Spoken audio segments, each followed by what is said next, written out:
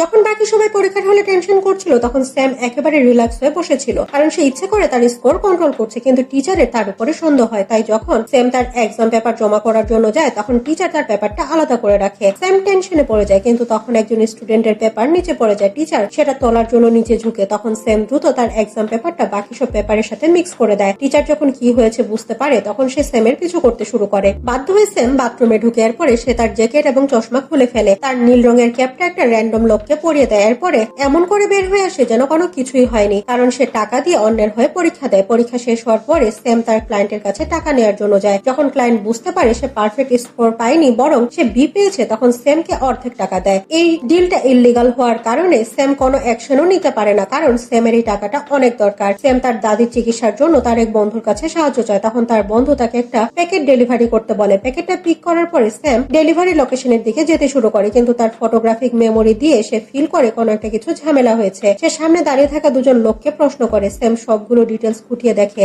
আর এদের দুজনের কাছে লুকিয়ে রাখা গান দেখে বুঝতে পারে এটা পুলিশ সেটআপ। তাই সে নিজেকে বাঁচানোর জন্য সেই মিটিং এ যায় না, বরং তার মেমোরিকে কাজে লাগিয়ে পাশে হওয়া একটা লো ফার্মের ইন্টারভিউতে চলে যায়। সৌভাগ্যবশত একজন অ্যাপ্লিকেন্ট সেখানে আসেনি, তাই স্যাম পুলিশের হাত থেকে বাঁচার জন্য সেখানে ইন্টারভিউ দিতে চলে যায়। ইন্টারভিউ চলার সময় ইন্টারভিউয়ার জানায় সাইনিং বোনাস অনেক বেশি হবে। স্যাম কোনো কিছু চিন্তা না করে রাজি হয়ে যায়। তখন ইন্টারভিউয়ার বলে তারা শুধু হার্ভার্ড লো স্টুডেন্টকেই হায়ার করবে। স্যাম এই সুযোগটাকে কাজে লাগানোর জন্য ডেস্কে রাখা লো বুকগুলোর দিকে ইশারা করে। এরপরে বলে আপনি যে কোনো বিষয়ের উপরে আমার কুইজ নিতে পারেন। ইন্টারভিউয়ার তাকে প্রশ্ন করা শুরু করে, কিন্তু তখন স্যাম সম্পূর্ণ কন্টেন্ট তার মেমোরি থেকে বলে দেয়। এটা দেখে ইন্টারভিউয়ারের অ্যাটিটিউড সম্পূর্ণভাবে বদলে যায়। এখন ইন্টারভিউয়ার নিজে শো আপ করতে চায়, আর সে স্যামকে প্রশ্ন করতে বলে। সেও সবগুলো উত্তর ঠিকঠাক ভাবে দিতে পারবে, কিন্তু তখন স্যাম একটা খুবই ইম্পর্টেন্ট ডিটেলস ফাইন্ড আউট করে যেটা ইন্টারভিউয়ার মিস করেছে। ইন্টারভিউয়ার এটা মেনে নিতে রাজি হয় না, আর সে বলে স্যাম তার ল্যাপটপ দেখে বলছে। তখন স্যাম সেই ল্যাপটপটা ঘুরিয়ে দেয়। স্ক্রিনে কোনো পড়ার বিষয় নয়, বরং স্যাম কার্ড গেম খেলছিল।